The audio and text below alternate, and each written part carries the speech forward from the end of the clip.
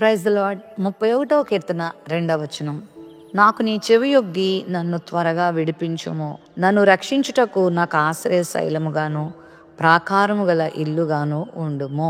భక్తుడు ఇక్కడ దేవునికి ప్రార్థన చేస్తూ, ప్రవ్వా నాకు మీరు చెవియొగ్గాలి, నన్ను మీరు త్వరగా విడిపించాలి అని ప్రార్థన చేస్తూ, నీవు నాకు ఆశ్రయదుర్గముగాను ప్రాకారం గల ఇల్లుగా ఉంటే నేను రక్షణ పొందుతాను, నేను సేఫ్గా ఉంటాను, నేను క్షేమంగా ఉంటాను అని ఇక్కడ ప్రార్థన చేస్తున్నాడు.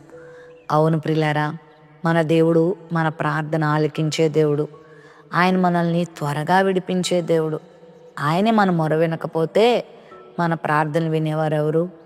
మనకు జవాబిచ్చేవారెవరు? మనల్ని ఆదుకునే వాళ్ళు ఎవరు? మన వద్దకు వచ్చి ఆదరించే వాళ్ళు ఎవరు? అంత మాత్రమే కాకుండా మనకు రక్షణ కలగాలంటే దేవుని ద్వారానే సాధ్యం. మరి లోకంలో ఎన్నో అపవాది శోధనలు, ఎన్నో భయంకరమైన పరిస్థితులు, మరి అడుగడుగున శత్రువు ఎన్నో పన్నాగాలు పన్ని మనల్ని శారీరకంగా పాడు చేయటానికి, ఆత్మీయంగా భ్రష్టు పట్టించడానికి, మానసికంగా కృంగదీయడానికి వాడు శతవిధాల ప్రయత్నాలు చేస్తూ ఉంటాడు. మరి వాడి ప్రయత్నాలకు, వాడి పన్నాగాలకు, వాడు చేస్తున్న కుట్రలకు బలై నేటి దినాల్లో ఎంతమంది జీవితాలు నాశనం అయిపోతున్నాయో మనం చూస్తున్నాం.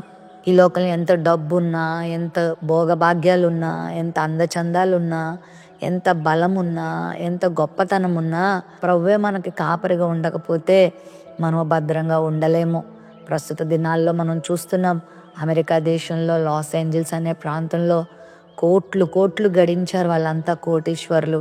కానీ ఈరోజు నిలువున వారి ఇల్లు కాలిపోతుంటే, వారి సంపద కాలిపోతుంటే వారు ఏం చేయలేక నిస్సహాయులుగా మిగిలిపోతూ పిచ్చి వాళ్ళ కేకలు వేస్తూ ఉన్నారు.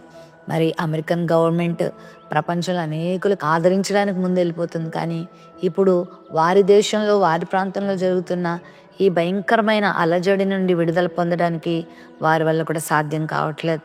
దేవుడే కాపాడకపోతే, దేవుడే మనకు ఆశ్రయంగా ఉండకపోతే మన డబ్బు, మన ధనం, మన బలం, మన జ్ఞానం, మన సంపద, మన ఐశ్వర్యం మనల్ని రక్షించగలదా? అందుకే భక్తుడు అంటున్నాడు, ప్రవ్వా నీవే నాకు ఆశ్రయదుర్గంగా ఉండాలి, నీవు నాకు ఒక ప్రాకారం గల ఇల్లుగా ఉండాలయ్యా అని ఇక్కడ తన జీవితంలో మొరపెట్టుకుంటున్నాడు. మరి మనం కూడా ఆ విధంగా మొరపెడదామా? ప్రభు మీద ఆ విధంగా ఆధారపడదామా? ఎంతమందికి ఈ కాపరి లేక, ఈ తోడు లేక, ఈ సంరక్షణ లేక చిన్న చిన్న కారణాలకు అగమ్య గోచరమైన పరిస్థితులకు వెళ్ళిపోయి జీవితాలను చాలించుకుంటున్న వాళ్ళని మనం చూస్తున్నాం. మనశ్శాంతిని కోల్పోతున్న వాళ్ళని మనం చూస్తున్నాం. ఒంటరితనాన్ని భరించలేక చావును కోరుకుంటున్న వారిని మనం చూస్తున్నాం. జీవితాల్లో భద్రత లేక, క్షేమం లేక నడి రోడ్డు మీద శవాలుగా మిగులుతున్న వారిని మనం చూస్తున్నాం. అయితే ప్రభు మనకి కాపరిగా ఉన్నాడు. మనము కూడా ఈ ప్రార్థన చేద్దాం. మనము కూడా ఈ దేవుని మీద ఆధారపడదాం. నాకు ఎంత ఉన్నా, ఎన్నున్నా, ఎంత జ్ఞానమున్నా, ఎంత బలగమున్నా నీ తోడు లేనిదే నేను రక్షణ పొందలేను. ఆధ్యాత్మికంగా కానీ, శారీరకంగా కానీ, మానసికంగా కానీ అన్ని రీతుల్లో మనం రక్షణను అనుభవించాలంటే, దేవుని కార్యాలు అనుభవించాలంటే ప్రభువును మనం తోడుగా పొందుకోవాలి. ఆయనను ఆశ్రయదుర్గంగా చేసుకున్నవారు ఈ లోకంలో ఆనందంగా జీవిస్తారు, క్షేమంగా ఉంటారు. అట్టి కృప దేవుడు మనందరికీ ఇచ్చునుగాక.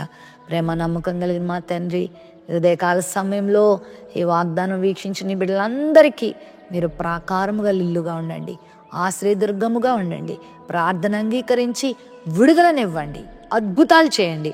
యేసు నామములో ప్రార్థిస్తున్నాం తండ్రి, ఆమెన్.